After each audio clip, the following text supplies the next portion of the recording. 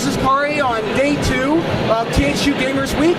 Today we're taking a look at WWE All Stars.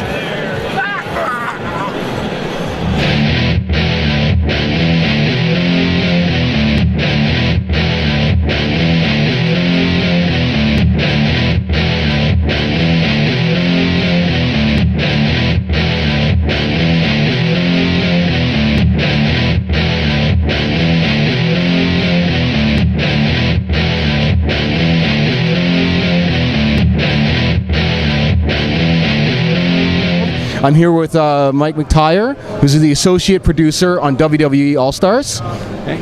Right? Yeah, nice to see you. Yep. I just wanted to let you know, Mr. McTyre, that I really thought the game looked amazing thus far. How far is it out from being finished now? It's getting fairly close. As they announced earlier, the release date is March 29th, so we're very near the end of the development cycle. Yep, they're wrapping up the last bugs right now, last minute fixes, balance tweaks, and hopefully we'll be sending it off real soon. Well, like I said, it's looking really amazing, and clearly you had to take some liberties with how some of the characters look, given the exaggerated, nature and over-the-top nature of the game, right?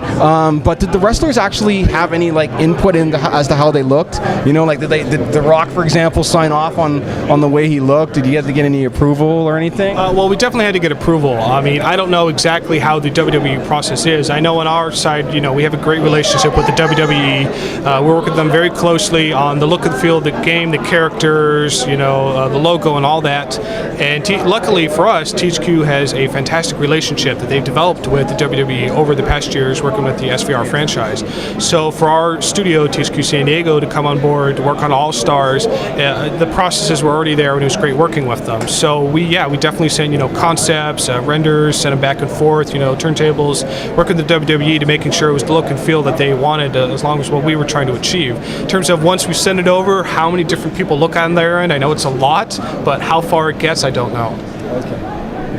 So speaking of visuals, we did have, I noticed that there was some bruising on the chests of the fighters, right? But that was about all we noticed. Is there going to be any other visual marks of bruising or blood, for that matter, as characters take more damage? No, we're just limited to the bruising. In the WWE, they're trying to stay away from the blood now, and it's the same thing in our product. So you'll just see the bruising and the health bar indicating where their health is. Okay. So will there be bruising on other parts of the body then, like on the leg or the arm or anything like that? There's actually bruising on the chest and on the back, but of course, depending on the wrestler and their ring gear, you might or might not see it. I see. So what other additional multiplayer modes can we expect to see? I mean, can we expect to see any, for example, 4-player tag team or Royal Rumble action? I would love to tell you about all the other modes. All I'm allowed to tell you today is we will create a superstar mode, of course, which is our own system. We feel it's fairly advanced, and fans will be very happy with what we have for them to work with. We also will be supporting online and DLC. In terms of the other game modes, there will be a lot of other modes, of course, and we will be supporting additional stuff you would expect from a wrestling game. But beyond that, I can't tell you the specifics beyond core gameplay today. I see. So actually, my next question was going to be about that creation mode. I mean, can you at least elaborate on whether people will be creating their own custom characters in terms of looks, or would it be more like taking a wrestler that's pre-existing and customizing their moves of some sort? It's a fairly advanced system, and you can create characters from scratch. Yeah. So I could put Kari Taylor in the game, for example. I don't know the extent. I mean, internally we've taken the system and had a lot of fun now that we have all these different parts and elements in the game, and all the different tools that go along with it. We've created some really fun stuff, from the universe, from outside the universe, and we're really looking forward to see what players, once they get their hands on the game, what they'll create and post to the web for everybody to look, or for everybody to see. All right, so I think by saying that it's pretty advanced, you've either made me feel really handsome or really ugly. I'll have to process that one. Okay, so actually THQ also today announced a partnership with Madcast to create fight pads or custom branded fights pads and fight sticks for WWE for the WWE game. So I guess what I wanted to ask about that is that since you've tried them, right? You've played them? Yes, yes. Right. Okay, so which control method would you say you prefer? Fight stick, fight pad, or just traditional controller? Well, you get advantages, from one aspect or the other. Internally at our studio, THQ San Diego, we develop specifically for the Xbox 360 and PS3, while we have another studio doing the ports for the Wii, PSP, and PS2. So I'm just used to myself the Xbox and PlayStation controller simply because I use it so much for internal development. But the Mad Catz controller is also great for if you played it with the Street Fighter game recently. Our game is very fast-paced, a lot of twitch action combat.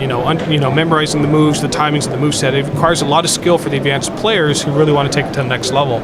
And part of that, the pad do give you an aspect or an advantage in that point because it's easier to do some of those things. And also the signature extreme moves, the double button presses, can at times be easier to do with the Mad Catz controllers as well. And keeping on the subject of exclusives, it was mentioned that Ted DiBiase, the $1 Million Man, otherwise known as the $1 Million Man, and his son Ted DiBiase Jr. will be GameStop EB pre-order exclusives. Right?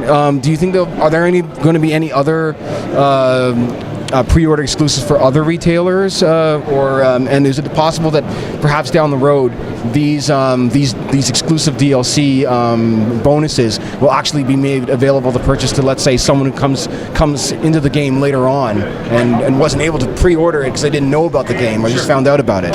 Well, in terms of exactly how marketing set that up, I don't know off the top of my head. You'll have to ask them. I can tell you that they are not the only DLC content that will be available. Of course, there will be more additional DLC content. We're very happy what we're providing.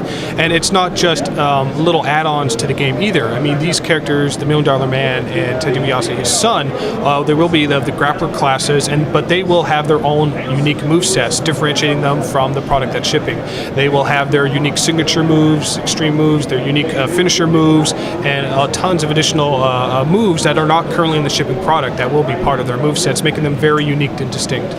So that means then that they're not already on the disc, right? That's correct. They're not on the disc. Awesome. All right. Well, I think that's pretty much all the questions we've got for today. All right. Thank you again, Mike, for seeing us. No problem. No, we really appreciate it, and we look forward to playing the game when it comes out in a couple of months. Great. Can't wait to hear what you have to say. Thanks. Take care.